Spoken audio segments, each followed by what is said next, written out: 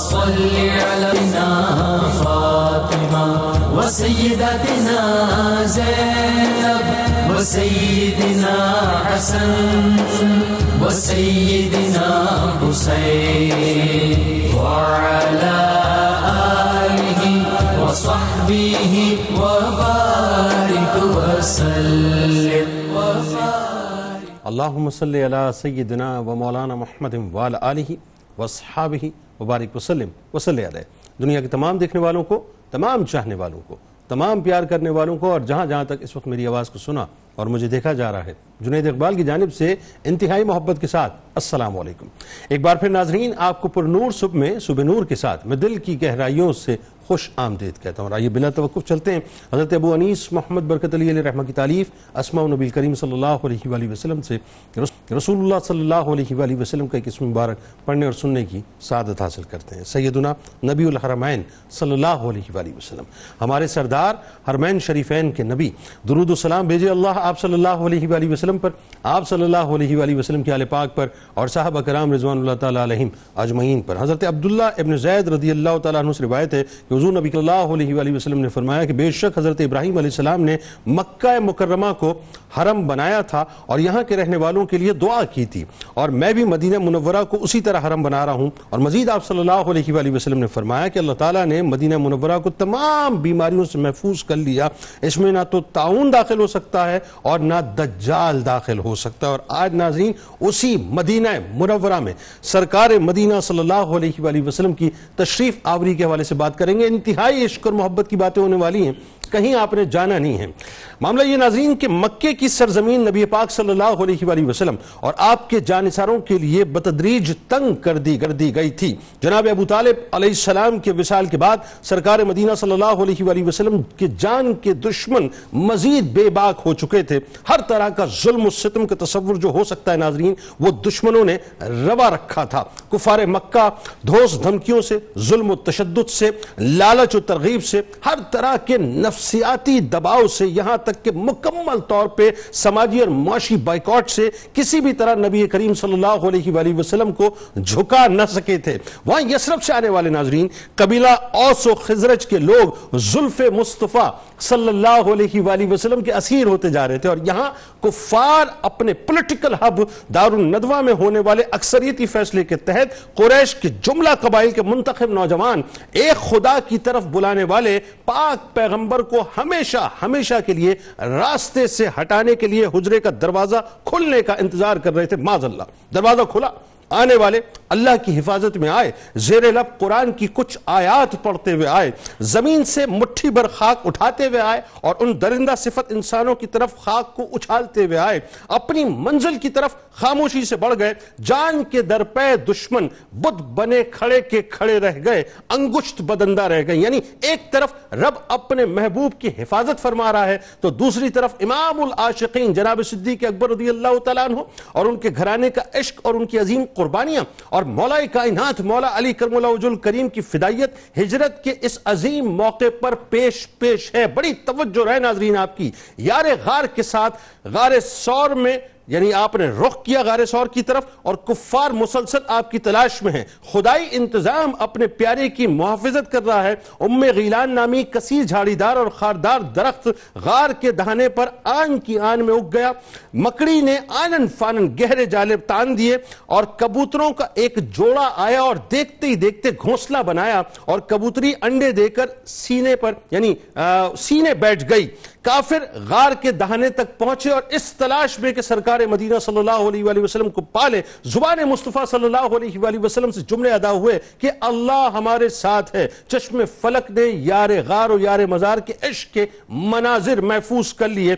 بالآخر ناظرین وہ مکہ چھوڑا جسے آپ علیہ السلام کے جد نے بسایا تھا اور اس یثرب کی جانب رخ کیا جسے آپ علیہ السلام نے اپنے مبارک قدموں کے فیضان سے بسانا تھا اور مدینہ منورہ بنانا تھا. اسی سفر ہجرت میں ناظرین سراقہ بن مالک رضی اللہ تعالیٰ عنہ کو ایمان کا نور، عمر کی طوالت اور کسرا کے کنگن کی بشارت ملنی تھی۔ اسی سفر ہجرت میں ام معبد رضی اللہ تعالیٰ عنہ کو کائنات کے سب سے زیادہ مبارک ہونے والے مبارک کے حسن لازوال اور کردار باکمال کا شاہد ہونا تھا۔ پھر وہ منزل آئی ناظرین جہاں اسلام کی پہلی مسجد یعنی مسجد قباء کی تعمیر کی گئی۔ فرزندان اسلام صبح و شام ہر وقت شمع جمال مصطفیٰ صلی اللہ علیہ وآلہ وسلم پر پروانوں کی طرح تصدق ہوتے رہے۔ بے قرار دل، بے چین آنکھیں اس جمال جہاں آرا کی زیارت میں ہم وقت محو رہتی۔ صرف انصار ہی اس ساعت ہمایوں کے لیے مسترب نہ تھے ناظرین، بلکہ یثرب کے مکانوں کے در و دیوار بھی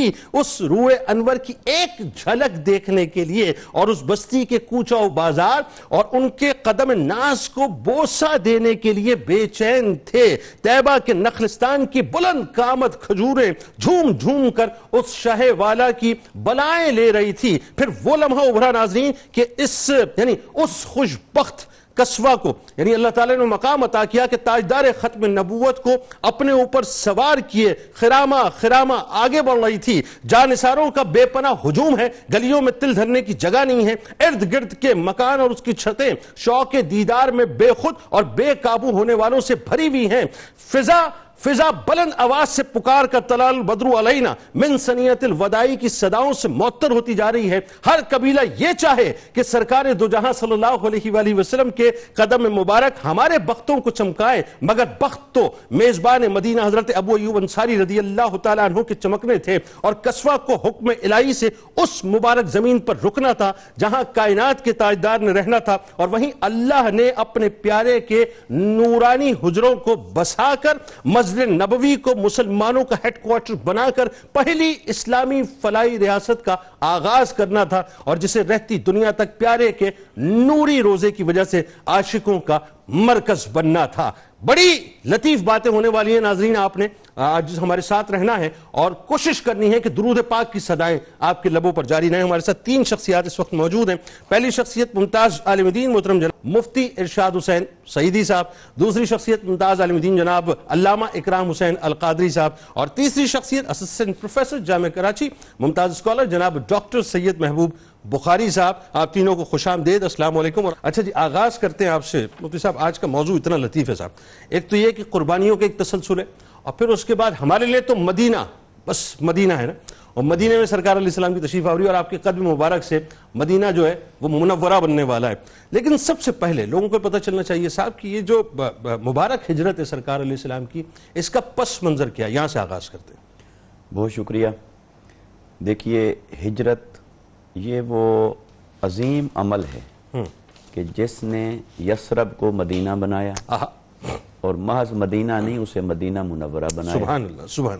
اس کا ایک روحانی پس منظر ہے اور ایک ظاہری پس منظر ہے۔ روحانی پس منظر تو یہ ہے کہ اللہ رب العزت نے ہی اس جگہ کو اپنے حبیب صلی اللہ علیہ وسلم کی قیام گاہ کے طور پر منتخب فرما لیا۔ جیسے واقعہ معراج میں بھی بتلا دیا تھا، یہاں ہجرت کریں گے۔ اگرچہ آپ کی ولادت باسعادت تو مکہ مکرمہ میں ہوئی، ٹھیک ہے، مگر آپ کا اب تک اور قیامت تک کا جو قیام ہے وہ آقا علیہ السلام کا مدینہ منورہ کے لیے ہی فیصلہ ہو چکا تھا۔ سبحان اللہ، سبحان اللہ۔ اور یہی روحانی وجہ تھی کہ یہ جو بنی اسرائیل تھے، اہل کتاب، ان کا اصل وطن یہ نہیں تھا، یہ نہ حجاز کے رہنے والے نہ یثرب کے رہنے والے، یہ تو فلسطین اور شام کے رہنے والے، بالکل ٹھیک ہے، یہ تو اپنے انبیاء کرام سے پیشین گوئیاں سن کر اس شہر کی طرف آئے کہ جہاں نبی آخر الزمان کی تشریف آوری ہوگی، بالکل ٹھیک۔ لہٰذا یہ تو روحانی پس منظر ہے۔ اور یہی گریٹر اسرائیل کے لیے جو اس وقت ایکسپینشنز ہو رہی ہیں، ان کی نظر اسی مدینہ شریف پہ ہے کہ اس نقشے کے اندر اس کو شامل کرنا چاہتے ہیں، ابھی تک نکلا نہیں ان کے دلوں سے۔ جی ہاں، تو آقا علیہ السلام کی تشریف آوری یہاں ہونی تھی، لیکن جو اس کے ظاہری اسباب ہیں اگر اس کے اوپر توجہ کی جائے تو بہت خاص ہوگا اس موقع پر یہ بات کرنا کہ ہجرت مدینہ سے تھوڑا قبل ہی سورہ یوسف نازل ہوئی تھی، ٹھیک ہے، اور اللہ رب العزت نے آقا علیہ السلام کو وہ سارا نقشہ بتا دیا تھا کہ حضرت یوسف علیہ السلام کیسے اپنے اصلی وطن سے نکالے گئے، کیسے پہنچے، جہاں پہنچے اللہ نے وہاں ان کو کیسے ایک باعزت ٹھکانہ عطا فرمایا اور وہیں کی بادشاہت عطا فرمایا، یعنی اپنے پیارے کو ڈھارس بھی دے دیا اور روڈ میپ بھی دے دیا، اور پھر جو آپ کو نکالنے کا سبب بنے تھے وہ کیسے پھر آپ کے قدموں میں آ کر گرے اور سجدہ ریز ہوئے، واہ اور واہ اختیار کی. واہ. تو یہ سورہ یوسف کا جو زمانہ نزول ہے وہ ہجرت مدینہ سے کچھ قبل کا ہے. ٹھیک ہے. تو اللہ رب العزت نے وحی کے ذریعے سے آقا علیہ السلام کو اور صحابہ کرام کو یہ ایک نقشہ بتا دیا روحانی اعتبار سے. ٹھیک ہے. تو جو حالات بنے، آقا علیہ السلام نے کم و بیش 13 سال مکہ میں گزارے. ٹھیک. کل 400 کے قریب لوگ مسلمان ہوتے ہیں. ٹھیک ہے.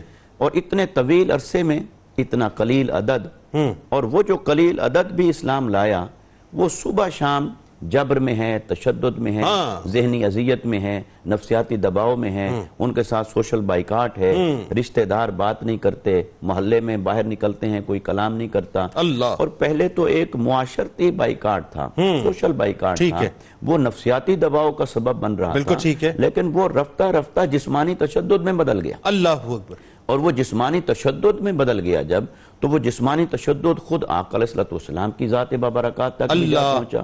آپ کو بھی جسمانی طور پر کئی بار تشدد کا نشانہ بنایا گیا، دیگر صحابہ کرام کو.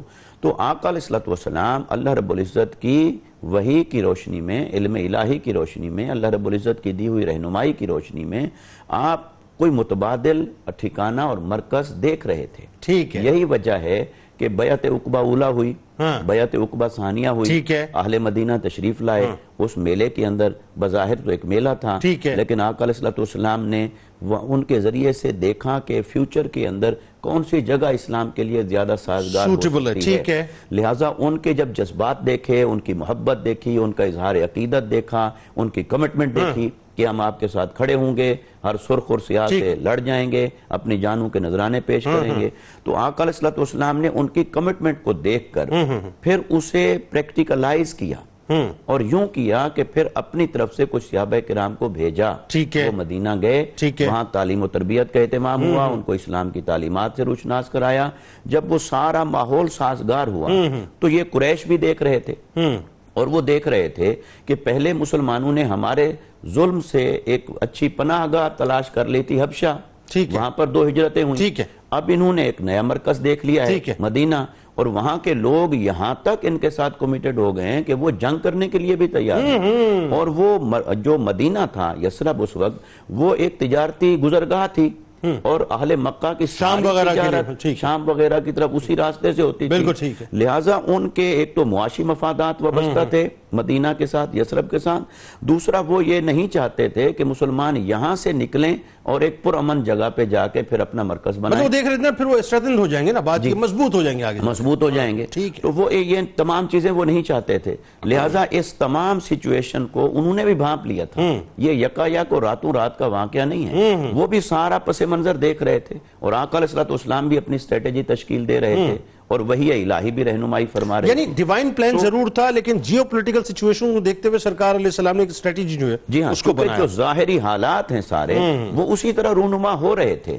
حتیٰ کہ پھر جس کا آپ نے ذکر کیا کہ دار الندوہ جو ان کا مرکز تھا، وہ وہاں پر جمع ہوتے ہیں اور وہ وہاں پر پلان کرتے ہیں اور 3 چیزوں کے اوپر اتفاق کرتے ہیں، جس کو قرآن نے کہا سورہ انفال کی آیت نمبر 30 کے اندر کہ انہوں نے پلان کیا یا آپ کو قید کیا جائے، یا نکال دیا جائے، یا شہید کر دیا جائے. اور شہید کرنے کے لیے جب انہوں نے ارادہ کر لیا پورا، تو اللہ نے اپنے حبیب صلی اللہ علیہ وسلم کو وہاں سے ہجرت کرنے کا حکم ارشاد فرمایا. وہ اپنا مکر کرتے ہیں اور اللہ اپنی خفیہ تدبیر کرتا ہے نا، اللہ بہترین خفیہ تدبیر کرتا ہے. اللہ رب العزت نے فرمایا وَيَمْكُرُونَ وَيَمْكُرُ اللَّهُ وَاللَّهُ خَيْرُ الْمَاكِرِينَ. وہ اپنی تدبیر کر رہے تھے، اللہ اپنی تدبیر، وہ تو مکر کر رہے تھے نا، بات اور اللہ بہترین تدبیر فرما. واہ واہ واہ، کیا بات. اچھا جی، یہ اب وہ موقع آ گیا کہ جہاں پر اب یہ طے ہو چکا کہ پیارے نے ہجرت کرنی ہے، مکے سے مدینے جانا ہے.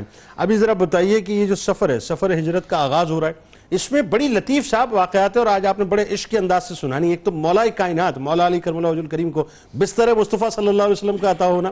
اچھا آپ دیکھیں نا، جان کے در پہ ہیں، امانتیں لوٹانی ہیں. دوسرا یہ کہ یار غار کے گھرانے کی جو قربانیاں ہیں صاحب، اور غار ثور کی جو 3 دن اور 3 راتیں جو حضرت عمر فاروق رضی اللہ تعالیٰ عنہ اس میں سے 1 رات مانگ رہے ہیں، بتائیے ذرا.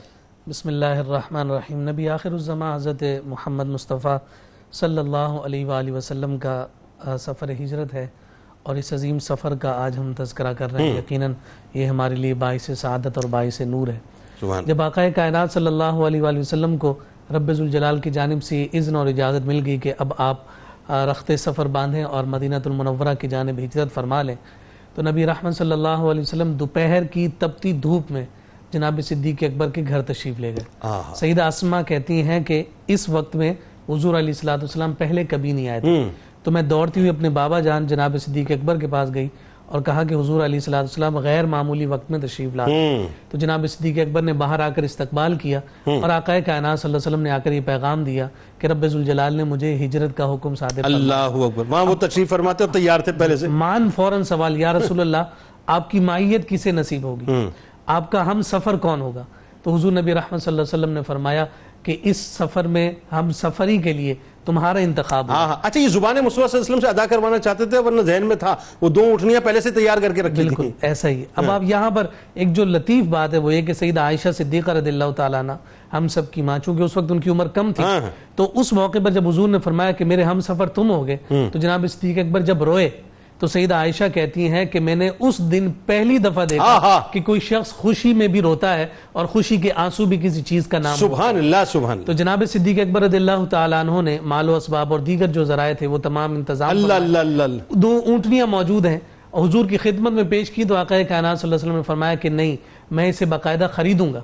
اور اس وقت جناب صدیق اکبر رضی اللہ تعالیٰ عنہ نے حضور علیہ السلام کے سامنے لبیک کہا اور کہا یا رسول اللہ جیسے آپ کی مرضی. ٹھیک ہے. یہاں علماء نے یہ بات ذکر کی ہے کہ سب کچھ نچھاور کرنے والے ابو بکر آج آقا کائنات صلی اللہ علیہ وسلم سے رقم کیوں لے رہے ہیں؟ تو اس کا جواب یہی ہے کہ حضور نبی رحمت صلی اللہ علیہ وسلم اس ہجرت کو تمام اور کمال تک پہنچانا چاہتے تھے کہ جہاں بدنی طور پر ہجرت ہو رہی ہو وہیں مالی طور پر بھی خرچ کر کے یہ ہجرت جو ہے اپنے کمال کو. اور یہاں یہ بھی بات آگے الامر فوق الادب، یہاں جو ہے مطلب حکم جو ہے وہ صادق ہو گیا. پھر اس کے بعد آپ دیکھیے کہ حضور علیہ السلام کے اس سفر کے لیے سیدہ عائشہ، سیدہ اسما، خود جناب صدیق اکبر رضی اللہ تعالیٰ عنہ کمر بستہ تمام تیاریاں ہو رہی ہیں. مشکیزے میں پانی ڈالا گیا ہے، بھون کر گوشت بنایا گیا ہے. اور یہاں سیدہ اسما کو جب برتن باندھنے کے لیے جو ہے کوئی چیز نہیں مل رہی تو آپ نے جو ازار بند اپنے جو ہے پشت کے ساتھ باندھ رکھا تھا اسی کو کھولا، اس کے 2 ٹکڑے کیے اور اس کے ساتھ آپ نے اسے باندھ دیا. اسی وجہ سے آج تک وہ ذات النطاقین کہلاتی ہیں، قیامت تک کہلائیں گی صاحب، قیامت تک کہلا رہی ہیں. اور یہ ان کا اعزاز اور ان کا شرف ہے کہ حضور کی خدمت پر انہوں نے اس انداز میں اپنے آپ کو پیش کیا. جناب سیدنا علی المرتضیٰ رضی اللہ تعالیٰ عنہ کی کیفیت ہمارے سامنے آتی ہے. حضرت علی المرتضیٰ شیر خدا حضور کو کتنے محبوب ہیں، کتنے پیارے ہیں، یہ کسی سے ڈھکی چھپی بات نہیں ہے. لیکن اس بستر پر جناب علی المرتضیٰ کو سلا کر جا رہے ہیں کہ جس بستر کے ارد گرد جو ہے دشمن جان لینے پر آمادہ اور تلے ہوئے نظر آ رہے ہیں. اور حضور علیہ السلام فرما رہے ہیں کہ علی تم میرے بستر پر سو جاؤ، جب صبح ہو امانتیں لوٹا کر میرے پیچھے آ جانا. اب علی المرتضیٰ رضی اللہ تعالیٰ عنہ فرماتے ہیں کہ وہ رات جتنے سکون سے سویا ہوں کسی اور رات نہیں سویا. اس سے زیادہ حسین رات دیکھی نہیں. اس رات تو سارے تلواریں اور نیزے آپ کے سر پر تھے، پھر سکون کی نیند کیسے آ گئی؟ فرمایا محض اس لیے کہ حضور نے فرمایا تھا کہ جب صبح ہو تو اس کا مطلب یہ ہے کہ علی پر صبح ہوگی. کیا اچھی بات ہے. لیکن علی المرتضیٰ پر صبح ہوگی اور علی المرتضیٰ یہ سفر بھی کر رہے ہوں گے. یہاں ضمناً یہ بات میں ضرور عرض کر دوں کہ آقا کائنات صلی اللہ علیہ وسلم جو صادق اور امین کہلانے والے ہیں، دشمن ہیں جو جان کے در پہ ہیں، جان لینے پر تلے ہوئے ہیں اور آخری فیصلہ کر چکے ہیں کہ آج معاذ اللہ محمد کو ختم کر دیں گے. اس کے باوجود ان دشمنوں کی امانتیں جو اپنے پاس موجود ہیں وہ بھی لوٹائیں، وہ لوٹانے کے لیے یہ اصل کردار ہے جس کے بارے میں خود آقا کائنات صلی اللہ علیہ وسلم نے فرمایا تھا فقد لبثت فیکم عمرا من قبلی. کوئی جزوی اور حصی معجزہ نہیں ہے، میں اپنا کردار نبوت پر دلیل کے طور پر پیش کرتا ہوں. اچھا اب آپ غار ثور کی طرف بالکل. اب یہ سفر جب روانہ ہوا آقا کائنات صلی اللہ علیہ وسلم نے جس انداز میں مٹھی غلام بھی عامر بن فہرہ بھی وہ الگ رکھا ہوا تھا ان کو، جی وہ ریت لے کر جس طرح سے پھینکا اور سارے کے سارے لوگ جو ہے ایک طرح سے نابینا ہو گئے اور حضور سکون اور اطمینان کے ساتھ اپنے گھر سے باہر تشریف لے آئے. غار ثور میں تشریف لے جا رہے ہیں اور حضور علیہ السلام پنجوں کے بل چلتے تھے. سیرت نگار نے لکھا پنجوں کے بل چلنے کا سبب یہ تھا کہ کوئی کھوجی جو ہے واپسی پیچھے سے رستہ نہ لے لے. اور حضور علیہ السلام پنجوں پر چلنے کی وجہ سے جو حریری تلوے تھے جب ان میں جو ہے وہ خون کی جو نمائی سامنے آنے لگی تو جناب صدیق اکبر رضی اللہ تعالیٰ عنہ سے برداشت نہ ہوا اور حضرت صدیق اکبر رضی اللہ تعالیٰ عنہ نے آقا کائنات صلی اللہ علیہ وسلم کو اپنے کندھوں پر اٹھا لیا اور غار ثور میں لے گئے.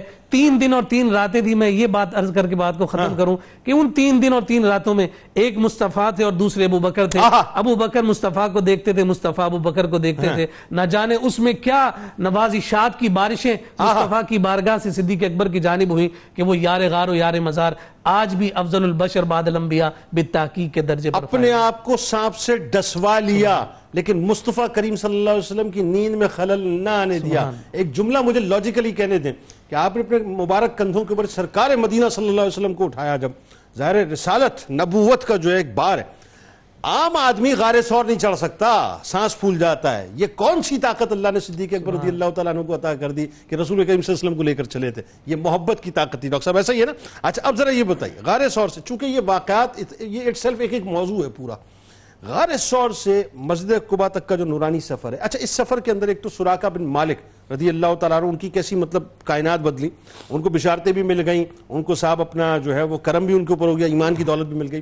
پھر معبد رضی اللہ تعالیٰ عنہ کا وہ جو ایک جملہ تھا کہ مبارک آئے تھے, نام تو نہیں مبارک آئے تھے, تو مبارک کے بے مثل و بے مثال حسن و جمال کا جو دیدار کرنا تھا, ذرا اس کو خوبصورت سے انداز سے بیان کیجیے. بسم اللہ الرحمن الرحیم. میں ابتدا سے یعنی ظاہر بڑے غور سے سن رہا تھا, اور ماشاءاللہ یعنی آپ اگر ایک طائرانہ جائزہ لیں پورے سفر کا, ہجرت سے لے کر اور مدینۃ المنورہ تک کا, تو آپ دیکھیں کہ صرف اور صرف آپ کو ایک چیز محسوس ہوتی ہے, وہ ہے عشق. یعنی صحابہ کرام نے کس طرح اپنا تن من دھن حضور پر نور حضرت محمد مصطفیٰ صلی اللہ تعالیٰ علیہ وسلم پر لوٹا رہے ہیں. اب یہ جو سلسلہ ہے یعنی غار ثور سے لے کر مسجد قباء اور مسجد نبوی تک کا, یہ بھی داستانوں سے, محبتوں سے, عشق سے یہ بھرا ہوا ہے, جس کا ذکر آپ کر رہے ہیں حضرت سراقہ بن مالک. آپ غور کیجئے کہ جب بسیار تلاش کے بعد حضور اکرم صلی اللہ تعالیٰ علیہ وسلم اور حضرت صدیق اکبر کیا سراغ نہ مل سکا تو 100 اونٹوں کا اعلان ہوا. سراقہ بن مالک ابتدائی طور پر چونکہ آپ نے اسلام 8ویں ہجری میں قبول فرمایا, تو 100 اونٹ سب کو اٹریکٹ کرتے ہیں, ان کو بھی اٹریکٹ کیے, لیکن اس تلاش کے اندر سراقہ بن مالک کی قسمت تبدیل ہونے والی تھی. اب وہ ہمیشہ تاریخ میں امر ہونے والے تھے. سراقہ بن مالک نے کسی رضی اللہ تعالی عنہ نے یعنی کسی مسافر کی اطلاع کے اوپر آپ کا پیچھا کیا, اور صدیق اکبر رضی اللہ تعالی عنہ اور حضور اکرم صلی اللہ تعالی علیہ وسلم سفر فرما رہے ہیں کہ اچانک خاموشی کے ساتھ سراقہ بن مالک پیچھے پہنچ جاتے ہیں. ٹھیک ہے, ابھی ایمان نہیں لائے, ابھی ایمان نہیں لائے, آپ کو چیز کرنے اور تلاش کرنے وہ جو اعلان ہوا آئے. صدیق اکبر نے فرمایا اوتینا یا رسول اللہ, حضور اکرم صلی اللہ تعالی علیہ وسلم کا برملا اظہار کہ کلا اللہم اکفنا بما شئت, یا اللہ ہماری ویسے حفاظت کر جیسے تو پسند فرماتا ہے. یہ کہنا تھا حضور اکرم صلی اللہ تعالی علیہ وسلم کا. چشم فلک نے دیکھا کہ جس گھوڑے پر سراقہ بن مالک سوار تھے کہ حضور کو چیز کر رہے تھے, وہ زمین بوس ہونا شروع ہو گیا. اس کی دہشت, یعنی یہ تو خیر ہم واقعہ بیان کر رہے ہیں, جب یہ صورتحال کسی کے اوپر آتی ہے اور پاس دور دور تک کوئی بندہ نہیں ہوتا تو دہشت کا ایک عالم ہوتا ہے. اسی خوف کے عالم کے اندر آپ نے فرمایا, آپ نے یعنی درخواست کی کہ حضور آپ نے دعا فرمائی تو میں گھوڑے سمیت زمین کے اندر, آپ ہی دعا فرمائیں گے تو میں بچ جاؤں گا. اور میں آپ کے دشمن اس وقت ہیں, حالانکہ دشمن پھر بھی رحمت طلب کر رہے ہیں. اور حضور کا کردار دیکھیے, اللہ اللہ اللہ, آج کیوں حضور اکرم صلی اللہ تعالی علیہ وسلم ہمارے لیے سرمایہ اتباع ہے اور ہماری علامت اور شناخت ہے. آپ نے اسی آن شان کے اندر آپ کو معاف فرما دیا, دعا فرمائی, واپس اسی طرح زمین کے اوپر پھر چیز کرنے لگے. یا آپ دوسری پھر جو دوبارہ واقعہ ہوا وہ یہ ہوا کہ آپ نے یعنی حضرت سراقہ بن مالک نے یہ دیکھ لیا کہ اب کیا ہونے والا ہے. انہوں نے دیکھا کہ جس آدمی کا کردار, جس شخصیت کا کردار یہ ہے, جس کے اندر وہ روحانی طاقت ہے, وہ ایک دن عرب کا مالک ہونے جا رہا ہے. تو آپ نے فرمایا کہ کل میرے ساتھ کیا ہوگا, مجھے امان نامہ لکھ دیں. حضور نے حکم دیا, امان نامہ ملا. پھر آپ غور کیجئے, حضور نے ایک پیشن گوئی بھی فرمایا. آپ نے فرمایا کیا وہ حیرانی کا دن ہوگا جب سراقہ بن مالک تمہارے ہاتھوں میں کسرا کے خاندان اور کسرا کے جو سونے کے کنگن ہے تمہارے ہاتھوں میں. اللہ, اب یہ دعویٰ جو حضور اکرم صلی اللہ علیہ وسلم پیشن گوئی فرمائی, بہت ضروری بات ہے, وہ جملہ آپ کی طرف سے جانا چاہیے. وہ کسرا بیسیکلی وہ بات یہ کہ پرشین امپائر, رومن امپائر, دو ہی سپریم پاورز, تصور نہیں تھا یہ. نہیں, وہی میں گزارش کر رہا تھا کہ آپ یہ دیکھیے کہ یہ جب جملہ حضور اکرم صلی اللہ تعالی علیہ وسلم کی طرف سے آیا تو مورخین لکھتے ہیں کہ سراقہ بن مالک کو بظاہر اس کے اوپر کوئی ایسا اعتقاد نہیں ہوا, اس نے یہ کہا یہ کیسے ممکن ہے، میں ایک عربی، ایک بدو، میرے ہاتھوں میں کیا؟ لیکن پھر تاریخ اس بات پر گواہ ہے کہ جب مسلمانوں نے کسرا فتح کیا تو آپ کو خصوصی طور پہ بلوایا گیا اور وہ کنگن پہنائے گئے حضرت عمر فاروق رضی اللہ تعالیٰ عنہ کے دو. پھر اسی سفر کو آپ آگے آئیے، ام معبد رضی اللہ تعالیٰ، حضرت ام معبد رضی اللہ تعالیٰ عنہ. ایک معمول بن گیا، چونکہ یہ ایک طویل سفر تھا، تو آپ تشریف لائے ایک گھر کے اندر. ایک مہمان نواز، یعنی عرب مہمان نواز ہوتے ہیں، ایک مہمان نواز خاتون چاہتی ہیں کہ مسافر کی خدمت کی جائے، جانتی نہیں کہ یہ محمد مصطفیٰ ہے. یعنی لیکن گھر پر کچھ دستیاب نہیں تھا. آپ نے فرمایا کہ ایک لاغر سی بکری ہے. حضور اکرم صلی اللہ تعالیٰ علیہ وسلم نے جب اجازت طلب کر کے اس کے تھنوں کو ہاتھ لگایا، وہ خشک تھے، وہ لاغر بکری تھی، اس کے باوجود بھی اس کے تھنوں میں دودھ آ گیا. ام معبد کو دیا گیا، اس کے ہاں وہاں پر جو لوگ موجود تھے، حضور کے ساتھ جو ساتھی تھے، ان کو دودھ دیا گیا، جو حاضر تھے ان کو بھی دودھ پیش کیا گیا، جو خاوند غائب تھا اس کے لیے بھی رکھا گیا، اور پھر گھر کا پورا سامان دودھ کے ساتھ بھر دیا گیا. جب واپس ان کے شوہر تشریف لائے یعنی ابو معبد، تو جب پوچھا کہ کیا، تو حضور اکرم صلی اللہ تعالیٰ علیہ وسلم کا سراپا بیان کر کے فرمایا کہ وہ کیا کردار وہ ذرا سا بیان کر دیجئے، وہ ذرا سا یہ ہے، مختصر مجھے بریک پہ جانا ہے. میں یہ چاہتا یعنی کون آئے تھے سوال کیا، نام تو نہیں پتا، مبارک تھے. اور وہ مبارک کیسے تھے؟ جن کا چہرہ روشن تھا. جب آپ یعنی آپ نے فرمایا کہ خاموش باوقار خاموشی تھی، اگر گفتگو فرمائیں وہ گفتگو نہایت مفید ہوتی تھی، نہ ایک لفظ ادھر نہ ایک لفظ ادھر.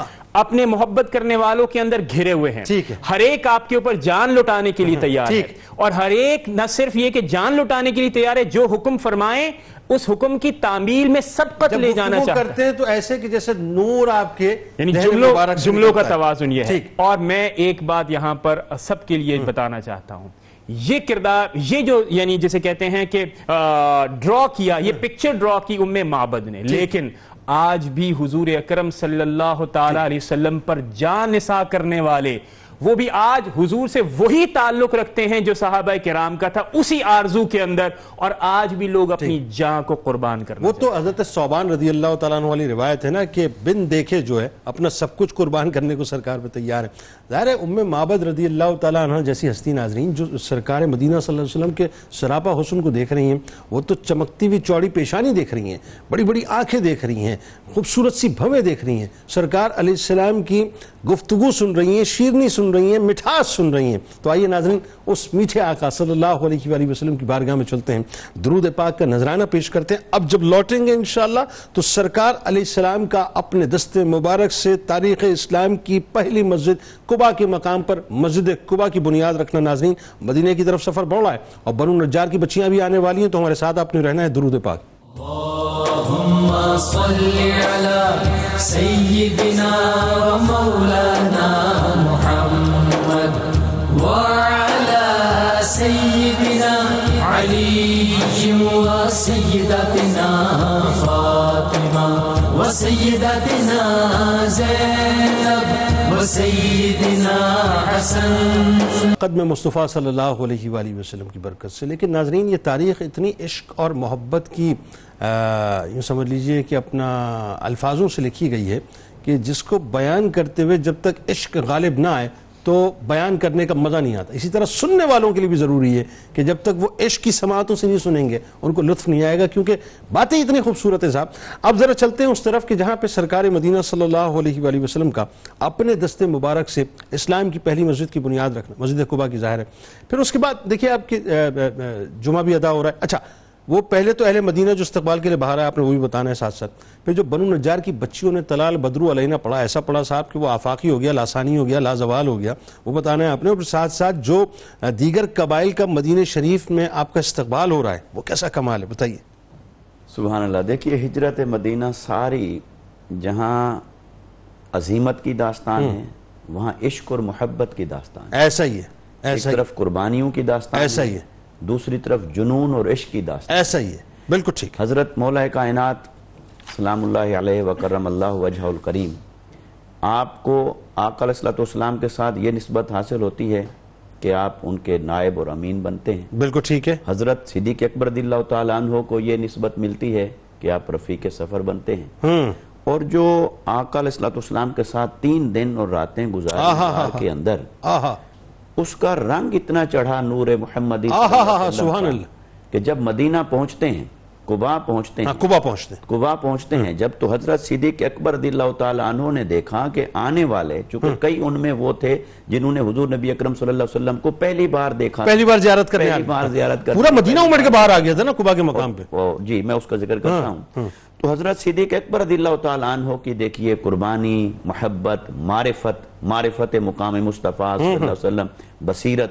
عالم یہ ہے کہ آپ نے جب دیکھا کہ لوگ آتے ہیں اور پہلے بعض اوقات مجھ سے مصافحہ کر لیتے ہیں، تو چونکہ پہلے مجھ سے نہیں ہونا چاہیے، یہی ادب کا تقاضا ہے، تو آپ اپنی کپڑا ایک چادر مبارک تان کے آقا علیہ السلام کے اوپر کھڑے ہو گئے تاکہ آنے والوں کو کلیئر ہو جائے، اندازہ ہو جائے کہ میں غلام ہوں اور یہ آقا ہیں. اللہ یہ آقا علیہ السلام کی یہ جو ہجرت کا منظر آتا ہے، یہ قباء میں جب آپ پہنچتے ہیں اس شان کے ساتھ، تو دیکھیے کہ وہ استقبال ہوا آقا علیہ السلام کا، محبت کا، جنون کا. بنو نجار کے قبیلے کی بچیوں نے تو یہ پڑھا طلع البدر علینا من ثنیات الوداع وجب الشکر علینا ما دعا للہ داعی، کہ ہمارے اوپر ایک چاند طلوع ہوا ہے جو کہ ایسا چاند کہ 14ویں کا چاند بھی اس کے حسن کا مقابلہ نہیں کر سکتا. سبحان اللہ. ایسا چاند ہمارے اوپر طلوع ہوا ہے اور وہ وداع کی گھاٹیوں سے طلوع ہوا ہے، اور وہ منظر کشی کر کے پھر یہ کہ وجب شکر علینا، ہمارے اوپر اب شکر واجب ہو گیا ہے. اللہ، شکر واجب ہو گیا ہے. کب تک؟ ما دعا للہ داعین، جب تک کہ کوئی اللہ کو پکارنے والا ایک فرد بھی زمین سبحان اللہ، یعنی قیامت تک شکر کرتے ہی رہو. تک ہمارے اوپر بلاغت ہے، شکر واجب ہو گیا. اب یہ دیکھیے، یہ ایک نغمہ عشق بن گیا، ایک نغمہ محبت بن گیا. اور آج تک کوئی بھی محفل ہو آقا علیہ السلام کے ذکر خیر کی، یہیں سے ابتدا ہوتی ہے. کیا بات، اس کے بغیر رنگ نہیں بنتا. یہ پڑھا جاتا ہے، طرز بھی معروف، کلام بھی معروف ہو گیا. اچھا، اب مسجد قباء کی جو بنیاد ڈل رہی ہے کیسی ڈلی کہ اس کی 2 نفل پڑھنا جو ہے عمرے کا ثواب ٹھہرا؟ ذرا بتائیے. تو آقا علیہ السلام اس محبت کے ساتھ اور شان کے ساتھ وہاں پہنچتے ہیں، اور صرف یہ کہ یہ بچیوں کا معاملہ نہیں ہے، بلکہ مستورات اپنے گھروں کی چھتوں پر، مرد بھی گھروں میں اور گلیوں میں، اور آقا علیہ السلام کے استقبال میں. اور آپ وہاں پہنچتے ہیں اور قباء کے اندر آقا علیہ السلام پہنچتے ہی 2 رکعت نماز نفل ادا فرماتے ہیں. اور وہ آپ نے تو اظہار شکر کے لیے، اللہ کی بندگی اور عبودیت کے اظہار کے لیے کہ یہاں پہنچے اور اللہ تعالیٰ اس جگہ کو باعث برکت فرمائے، تو یہ تو آقا علیہ السلام تعلیم امت کے لیے فرما رہے تھے. پھر وہاں پر مسجد کی بنیاد پڑتی ہے، اور وہ مسجد قباء جو اسلام کی سب سے اولین مسجد درجہ جس کو حاصل ہوتا ہے، اور آج بھی وہاں پر جا کر 2 رکعت نماز نفل پڑھنا وہ عمرہ کرنے کے مترادف، عمرہ کا ثواب اس کو دیا. اور آقا علیہ السلام نے وہاں پر قیام فرمایا. کم و بیش 14 دن آپ نے قیام فرمایا. روایات مختلف بھی آئی ہیں اس سے، مگر یہ کہ معروف روایت یہی ہے کہ 14 دن آقا علیہ السلام نے وہاں پر قیام فرمایا. اور اتنے میں پھر حضرت مولا کائنات رضی اللہ تعالیٰ عنہ بھی پیچھے سے پہنچ گئے، وہ بھی وہاں پہنچے اور انہوں نے بھی قباء کے اندر آقا علیہ السلام کو آ کے جوائن کیا. اللہ. اچھا، ایک بات یہاں مفتی صاحب ذرا یہ بھی بتائیے، میں حیران ہوتا ہوں، ہجرت ظاہر سرکار علیہ السلام نے فرمائی، صدیق اکبر رضی اللہ تعالیٰ عنہ نے فرمائی، لیکن مولا کائنات کی ہجرت کیسی ہجرت کہ آپ پیدل مکے سے مدینہ تشریف لاتے ہیں، قدمین مبارک جو ہیں زخمی ہو جاتے ہیں، آبلے پڑ جاتے ہیں، خون رستا ہے، سرکار علیہ السلام اٹھ کے جو ہے استقبال فرماتے ہیں، اپنا لعاب دہن لگا کر جو ان کے زخموں کو ٹھیک فرماتے ہیں. کیا شدید مطلب سخت ترین ہجرت ہے. دیکھیے شان اور مقام یہ ہو کہ قرآن ان کے قصیدے بیان کر رہا ہے، اور عظیمت، دین کے لیے مشقت، اللہ کی راہ کے لیے، رسول اللہ صلی اللہ علیہ وسلم کی محبت اور رفاقت کے لیے اپنے جسم پر اور تن پر اتنی ساری مشقتوں کا سہ لینا، برداشت کرنا اور اللہ کے لیے صبر کرنا، یہی تو نمونہ تھا. کل کلا ایسا نہ ہو کہ عشق رسول کے نعرے لگاؤ اور محض مسند نشین ہو کر بیٹھے رہنا ہی تمہارا مقصود نہیں، بلکہ دین محمدی کی خاطر اور آقا علیہ السلام کی وفاداری کی خاطر تمہیں جان سے گزرنا پڑے وہ بھی گزرنا. سبحان اللہ. اچھا، اب جمعہ جو ادا ہونا ہے اس کے بارے میں بتائیے، پہلا جمعہ جو اسلام کا، تو آقا علیہ السلام نے وہاں پر پہلا جمعہ ادا فرمایا. اچھا، تھوڑا آگے جا کے ادا کیا تو مسجد قباء سے آگے، مطلب پہلی مسجد قباء کے نام سے وہیں پر بنی. پھر آقا علیہ السلام وہاں سے 14 دن آپ قیام فرماتے ہیں، پھر آپ آگے چلتے ہیں. تو یہ جو استقبال ہے یہ بھی 2 حصوں میں بیان کیا جاتا ہے. ایک آپ کا استقبال مبارک وہ ہوتا ہے جب آپ قباء میں پہنچے، پھر دوسرا استقبال وہ ہے جب آپ قباء سے، چونکہ قباء جو ہے وہ مدینہ پاک سے 3 کلومیٹر ٹھیک ہے، یا 3 میل اور 5 ٹھیک کلومیٹر ہے، ایسے اتنا فاصلہ ہے. تو جب آقا علیہ السلام پھر قباء سے آگے چلتے ہیں مدینہ کی طرف تو راستے میں بستیاں ہیں، قبائل ہیں. ٹھیک ہے. تو وہ سارے قبائل پھر اتنے میں خبر تو پھیل گئی تھی. ٹھیک ہے. وہ ہر قبیلہ اپنے اپنے گھر کے باہر نکل کر کھڑا ہے اور آقا علیہ السلام کے استقبال میں، اور وہ ترانے گا رہے ہیں، اظہار محبت طلع البدر علینا وہاں گونجا تھا. اور وہاں. اور بعض سیرت نگاروں نے یہ بھی اختلافی پوائنٹ دیا ہے کہ یہ جو طلع البدر علینا ہے یہ غزوہ تبوک کے بعد اچھا اچھا، یہ بھی روایت ہے. لیکن یہ کہ جو اکثر محققین نے اس کو بیان کیا وہ یہیں پر ہوا. اور وہ جہاں یہ نغمے پڑھ رہے تھے وہاں اپنی تلواریں بھی لہرا رہے تھے، کیونکہ وہ آقا علیہ السلام کے ساتھ ایک وفاداری کا اظہار کرنا ضروری تھا کہ آپ کی خاطر ہم اپنی جانوں سے بھی گزر جائیں گے. تو گویا یہ عملی اظہار محبت بھی تھا، زبانی اظہار محبت بھی تھا، میزبانی کے لیے کوئی بیتاب تھا، کوئی زیارت کے لیے بیتاب تھا، اور یہ عشق کا منظر بھی تھا اور وفاداریوں کا اظہار. سبحان اللہ. اب یہاں پہ علامہ صاحب ظاہر ہے وہ جو حبشی نسل تھے وہ تو تلواروں کو لے کے جس طرح سے وہ کہیے کہ مجاہد بن کے سرکار کے استقبال کر رہے تھے، پورا مدینہ ظاہر چھتوں پر امڑ آیا تھا اور عالم یہ تھا کہ تل دھرنے کی جگہ نہیں تھی مدینہ پاک میں. یہاں پر قصوہ کا کردار اب شروع ہوتا ہے. دیکھیے قصوہ کو اللہ تعالیٰ نے کیسی فراست اور کیسا علم عطا کیا کہ جہاں حکم الہی ہوگا وہاں جا کے رکے گی. جناب ابو ایوب انصاری رضی اللہ تعالیٰ عنہ کے مبارک گھر پر، جو کہ گھر ہی گھر ہے مصطفیٰ کریم صلی اللہ علیہ وسلم کا، بتائیے ذرا. تو وہاں رکنا، پھر آپ کی مہمان نوازی، اور خاص طور پہ جو طبہ بادشاہ تھا 1000 برس پہلے صاحب وہ جو خط تھا وہ سرکار علیہ السلام کے پاس پہنچنا ہے. بتائیے اس بارے. بسم اللہ الرحمن الرحیم. جناب انس بن مالک رضی اللہ تعالیٰ عنہ کی ایک روایت ہے، وہ کہتے ہیں کہ جس دن حضور علیہ السلام مدینہ المنورہ میں جلوہ افروز ہوئے اس دن مدینہ کی مٹی بھی نور بکھیر رہی تھی. یعنی اس مٹی میں بھی اس دن نورانیت ہی نورانیت تھی. خود کائنات کے تاجدار صلی اللہ علیہ وسلم آج یثرب کو مدینہ المنورہ بنانے کے لیے اپنے قدوم میمنۃ النجوم کے ساتھ آپ جو ہے وہ جلوہ گر ہو رہے ہیں اور اپنی تشریف آوری سے اس عظیم زمین کو جو ہے مسند عطا کر رہے ہیں. آپ نے جیسے ذکر کیا حضرت ابو ایوب انصاری رضی اللہ تعالیٰ عنہ، اصل نام تو ان کا خالد ہے. ابو ایوب کنیت کے اعتبار سے یہ جانے اور پہچانے گئے. نبی رحمت صلی اللہ علیہ وآلہ وسلم کے لیے بطور خاص انہیں کہا جاتا ہے کہ یہ میزبان رسول ہیں. بالکل یہ ان کے لیے بہت بڑا اعزاز اور شرف ہے. لیکن در حقیقت اگر دیکھا جائے تو حضور نبی رحمت صلی اللہ علیہ وآلہ وسلم کائنات کے میزبان ہیں. حضور علیہ السلام کے در سے ہر ایک فیض پا رہا ہے. سبحان اللہ. حضور علیہ السلام در حقیقت جس گھر میں تشریف لے کر گئے وہ امانتاً تو ابو ایوب انصاری کا ہی کہلاتا تھا، لیکن اصلاً وہ حضور علیہ السلام ہی کے نام سے موسوم تھا. سرکار اپنے ہی گھر میں تشریف لائے، جس کی جانب آپ نے بھی اشارہ کیا کہ 1000 سال پہلے وہ طبہ حمیری بادشاہ جب اس مقام سے گزر رہا ہے، اس کے ساتھ 400 علماء کا پورا وفد اور ڈیلیگیشن موجود ہے.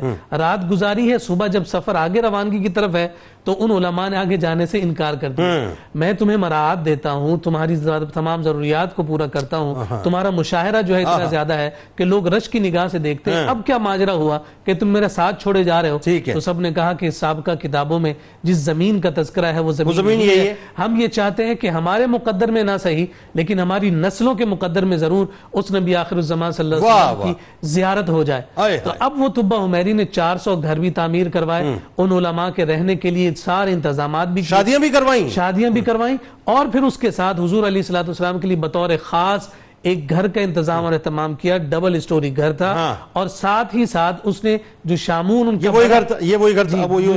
ان کا بڑا عالم تھا اس کو امانتاً جو ہے وہ ایک ڈبیا بھی دی، صندوق کسی صورت میں کہ یہ امانت کے طور پر اپنے پاس رکھو، اگر تمہاری زندگی میں وہ نبی آخر الزمان آ جائیں تو میری جانب سے یہ ہدیہ انہیں پیش کر دینا، ورنہ نسلاً بعد نسلاً امانتاً یہ آقا کائنات صلی اللہ علیہ وسلم تک پہنچ. اچھا وہ خط تھا نا جس میں اس نے اپنے ایمان کا اظہار کیا تھا. ایک روایت بھی ذکر کیا گیا کہ جب حضور علیہ السلام قباء کے مقام پر تھے تو اس وقت حضرت ابو ایوب انصاری رضی اللہ تعالیٰ عنہ کو یہ اشتیاق اور شوق ہوا کہ حضور کہیں کسی اور جانب جلوہ فراز نہ ہو جائیں. تو ان کا جو غلام تھا، خادم تھا ابو لیلہ، اس کو وہ صندوق دے کر بھیجا.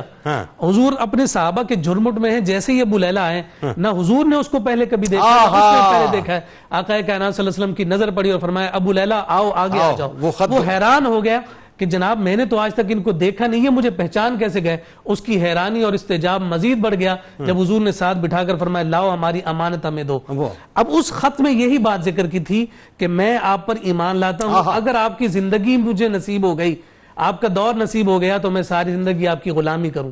اگر آپ کا دور نصیب نہیں ہوتا تو آپ جو ہے اس بات پر گواہ رہیے گا کہ میں آپ پر سب سے پہلے ایمان لانے والا ہوں. اور آخری جو جملے ہیں وہ کتنے خوبصورت اور جاندار ہیں, آج کے لیے بھی ہمارے لیے ہر سے جہاں ہیں.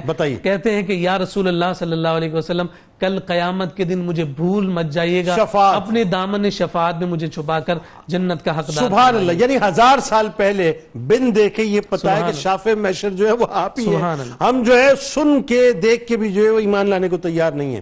اچھا اب ذرا یہ بتائیے, یہ تو ایک موقع آگیا, ایک موقع وہ آیا کہ جہاں حضرت جناب ابو ایوب انصاری رضی اللہ تعالیٰ عنہ کی بڑی خوبصورت سی, حسین سی اور انتہائی مؤدب مہمانداری شروع ہو رہی ہے. وہ ذرا بتائیے. اب یہ دیکھیے نا کہ جیسے قبلہ مفتی صاحب نے بھی ذکر فرمایا کہ کوئی جو ہے دیدار کا مشتاق ہے, کوئی میزبانی کے حصول کے لیے مچلا چلا جا رہا ہے, اور اس موقع پر حضور علیہ السلام فرما رہے ہیں دعوہا فإنہا مامورتن, کہ میری اس اونٹنی کے رکاب کو چھوڑ دو, یہ اللہ کی جانب سے مامور ہے. چلتے چلتے وہ اونٹنی جا کر جناب ابو انصاری رضی اللہ تعالیٰ عنہ کے گھر کے دروازے پر بیٹھ گئی ہے, دائیں دیکھتی ہے بائیں دیکھتی ہے اور اپنا سر نیچے رکھ دیتی ہے. حضور سامان اتارنے کا حکم صادر فرماتے ہیں. آقا کائنات صلی اللہ علیہ وسلم فرماتے ہیں کہ مجھے نچلی سطح پر یعنی گراؤنڈ فلور پر رہنے میں سہولت ہوگی, لوگوں کی آمد و رفت ہوگی, آپ اوپر والے حصے میں چلے جائیں. لیکن جناب ابو ایوب انصاری رضی اللہ تعالیٰ عنہ اس میں پریشان ہے کہ حضور نیچے ہوں اور ہم اوپر ہوں, یہ کیسے ممکن ہے؟ اللہ مسترب رہتے تھے. پوری رات بے چینی میں گزری ہے, اور وہ بے چینی مزید بڑھ گئی کہ جب وہ اپنے آپ کو سمیٹ رہے تھے تو وہ جو پانی کا مٹکا تھا پاؤں لگا اور وہ گر گیا, اور ساری رات جو ہے وہ اپنے لحاف کو اس کے اوپر ڈال کے جو ہے اس پانی کو سکھاتے رہے, کیونکہ زمین وہ جو ہے چھت کچی ہے, کہیں پانی کے قطرے نیچے نہ چلے جائیں اور حضور علیہ السلام کے آرام میں خلل نہ ہو. ساری رات بیٹھے رہے, صبح ہاتھ جوڑ کر کہتے ہیں یا رسول اللہ یہ ادبی مجھ سے نہیں ہو سکتی, آپ اوپر تشریف لے جائیں. پھر ایک یہاں یہ بات ذکر کی گئی, چونکہ حضور علیہ السلام کے لیے کھانے کا انتظام ان کے گھر سے ہوتا تھا, بن کر جاتا تھا, اور حضور علیہ السلام جس جگہ سے کھانا تناول فرماتے تھے حضرت ابو ایوب انصاری واپسی پر اسی جگہ سے برکت لیا کرتے تھے. ایک دن جب نشان نہ ملے اور کھانا ویسے ہی واپس آ گیا, آپ پریشان ہو گئے کہ حضور کو کھانا پسند نہیں آیا, تو اس وقت آقا کائنات صلی اللہ علیہ وسلم سے جب دریافت کیا تو حضور نے فرمایا کہ اس میں آج لہسن زیادہ تھا, میرے پاس چونکہ فرشتے آتے ہیں وہ اس بو سے جو ہے وہ دوری محسوس کرتے ہیں, اس لیے حضور علیہ السلام نے اس سے تھوڑی سی دوری اختیار فرمائی. یہ محبتوں کے خوبصورت پروانے ہمیں اس ڈاکٹر صاحب آخر میں بہت اہم سوال ہے. اب سرکار علیہ السلام ظاہر ابتداءً مواخات فرما رہے ہیں انصاری اور مہاجرین کے درمیان, ایک تو اس کے مقاصد اور نتائج پہ بات ہے, اور دوسرا مسجد نبوی کا قیام, جنرل ہیڈ کوارٹر کا قیام مسلمانوں کے پہلے, اور ظاہر ہے وہی ہمارا مرکز ہے, وہی ہمارا مرکز, اس کے مقاصد اور نتائج. لیکن آپ نے بڑا پریسائزلی اس پہ گفتگو کرنی ہے دونوں. جنید بھائی تھوڑا سا آپ بھی توجہ اور محبت فرمائیے گا. میں آپ کو آج ایک پرسپیکٹیو اس لیے دینا چاہ رہا ہوں کہ یورپ میں بڑا سفر ہوتا ہے اور یہ اینگلو امریکن ایکسپیرینسز سے کافی مختلف ہوتا ہے. پوسٹ کولونیل ٹھیک ہے دور کے بعد امیگریشن اس صدی میں لوگوں نے تجربہ کی ہے. ٹھیک ہے, جیسے کئی لوگ یورپ گئے ہیں. بالکل ٹھیک, بہت اچھی بات آپ کر رہے ہیں, بہت اچھی بات آپ کر رہے ہیں. اس کو اب آپ محسوس کیجئے. ہم یہ کہتے ہیں انگریزی میں کہ put yourself in the boot of somebody. بالکل ٹھیک ہے, ڈالیے اس صورتحال کے اندر. جب یہ معاملہ ہوتا ہے امیگریشن کا تو جو امیگرنٹ یعنی مہمان آتا ہے تو میزبان اور مہمان کا تعلق کیا ہے؟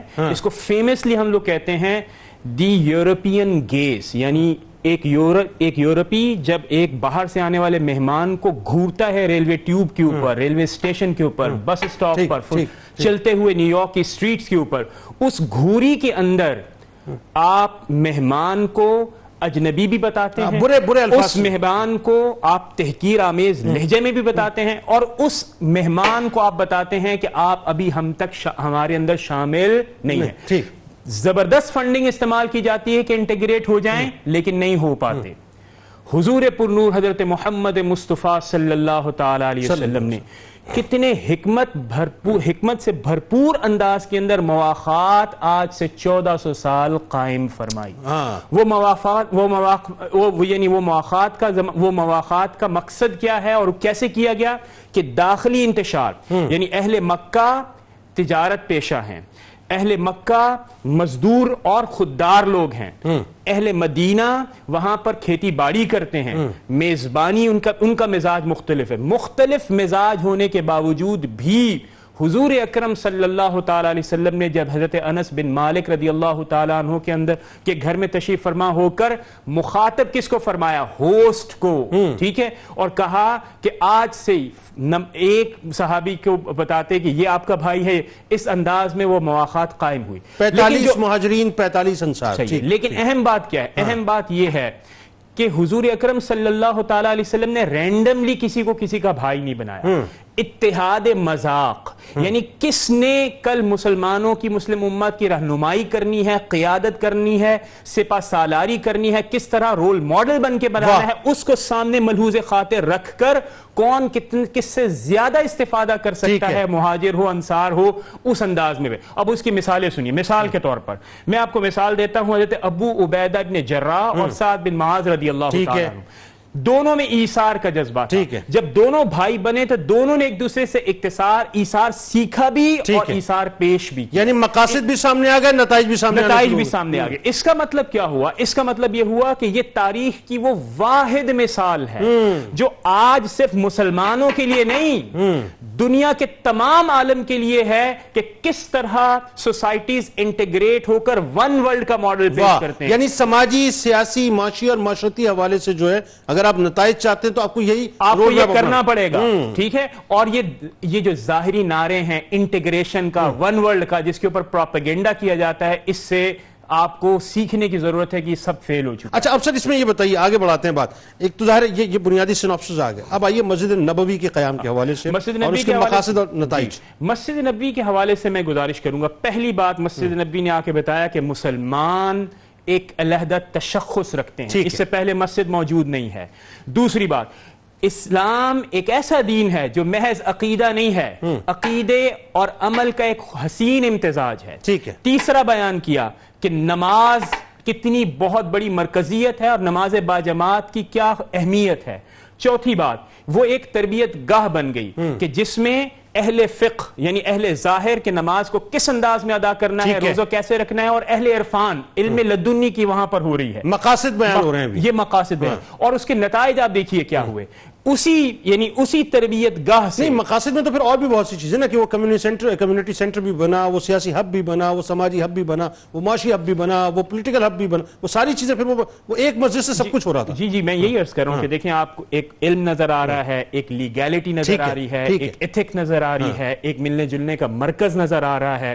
اس کے ساتھ ساتھ سیاسی منصوبہ بندی وہاں پر ہو رہی ہے، ایک نئی تہذیب کی آماجگاہ وہ بن چکی ہے. تو اس انداز میں مسجد نبوی کو مسلمانوں نے حضور اکرم صلی اللہ تعالیٰ علیہ وسلم کی قیادت میں وہاں پر نتائج بتائیے فرمایا. نتیجہ آپ یہ دیکھتے ہیں کہ مسلمانوں کے اندر جو اگلے 10 سال ہیں اس کے اندر آپ دیکھیے کہ غزوات ہوئے تو آپ کو اتحاد نظر آیا. اس کے ساتھ ساتھ پولیٹیکل جسے کہتے ہیں یعنی ذہن سازی وہ کی گئی. اس کے بعد پھر مسلمانوں نے وہاں مدینہ المنورہ سے آس پاس کے علاقوں میں پھیلنا شروع کیا اور پھر کہاں کیسر و کسرا کے تک پہنچے اور وہاں پر مسلمانوں کی تہذیب کو پھیلایا. اس کے ساتھ ساتھ داخلی طور پر ایک خوبصورت انداز میں مسلمانوں کو امت واحدہ بنایا. یہ اسی مسجد نبوی کے ذریعے سے یہ ممکن ہو سکا. الغرض یہ کہ مسلمانوں نے جیسے ہی ہجرت ہوتی ہے، ہجرت کے بعد مسجد نبوی کی تعمیر ایک مرکز کی حیثیت رکھتی ہے. اور ہمیں بھی جب ایک نئی تہذیب سازی کرنی ہے تو اس کا آغاز اگر مسجد سے کریں گے تو اس سے مسائل بہتر ہوں گے. ٹھیک، بہت شکریہ آپ تینوں احباب کا، آپ تشریف لائے. اور ایک انتہائی وسیع ترین موضوع تھا ناظرین. لیکن ایک جملہ میں آخر میں ادا کرنا چاہتا ہوں صاحب، وہ یہ کہ وہ کہتے ہیں نا کہ when there is a will there is a way. فرش تھا مسجد نبوی کا، ویژن تھا سرکار مدینہ صلی اللہ علیہ وآلہ وسلم کا. فرش تھا مسجد نبوی کا جہاں سے بیٹھ کر سرکار مدینہ صلی اللہ علیہ وآلہ وسلم نے اس ریاست کی ابتدا کی کہ جس کی ایکسپینشنز ہوتے ہوتے معاملہ جو ہے 44 لاکھ مربع میل تک پہنچا. یہ ہے ناظرین ویژن. مقاصد سامنے جب ہوتے ہیں اور مقاصد جب واضح ہوتے ہیں، پیورٹی کے ساتھ ہوتے ہیں، تو پھر منزل جو ہے وہ آپ کے قدموں سے آ کے لپٹا کرتی ہے. پھر آپ کو منزل کی طرف نہیں بڑھنا پڑتا، بس جستجو ہونی چاہیے اور اخلاص ہونا چاہیے. یہ اخلاص سرکار مدینہ صلی اللہ علیہ وآلہ وسلم کا اگر اس کا پرتاؤ میں مل جائے تو یقین مانیے بہت کچھ مسائل ہمارے آسان ہو جائیں. کتاب الشفا کھیتوں کی شادابی کا عمل اللہ تعالیٰ کا اسم مبارک یا حلیم 1000 مرتبہ کاغذ پر لکھ کر پانی میں بھگو کر وہی پانی کھیت میں ڈالنے سے وہ کھیت ہمیشہ سرسبز و شاداب رہے گا انشاءاللہ۔ حضرت علی کرم اللہ وجہ الکریم کا قول مبارک کہ اگر کوئی تم سے امید رکھے تو اسے مایوس مت کرو، کیونکہ لوگوں کی امیدوں کا تمہارے ساتھ وابستہ ہونا تم پر اللہ کی رحمت کی علامت ہے۔ روزنامہ 92 نیوز میں مضمون ضرور پڑھیے گا۔ حضور نبی صلی اللہ علیہ وسلم کی مدینہ منورہ تشریف آوری۔ ٹویٹر پہ ہمیں ضرور فالو کیجئے، فیس بک پیج کو لائک کیجئے، یوٹیوب چینل کو سبسکرائب کر بیل آئیکن کو ضرور کلک کر لیجئے گا۔ آپ وہاں موجود ہیں، ہم یہاں موجود ہیں، مل کے نعرہ لگاتے ہیں۔ اس دعا، اس امید، اس یقین کے ساتھ اجازت دیجئے کہ لا یؤمن احدکم حتی اکون احب الیہ من والدہ وولدہ والناس اجمعین۔ اللہ تعالیٰ آپ کا، ہمارا، ہم سب کا، پاکستان کا اور امت مسلمہ کا حامی و ناصر ہو، آمین۔ پاکستان کا مطلب کیا؟ لا الہ الا اللہ محمد رسول اللہ صلی اللہ علیہ وآلہ وسلم۔ علی و سیدتنا فاطمہ و سیدتنا زینب و سیدنا حسن و سیدنا حسین وعلا آلہ و صحبہ و بارک وسلم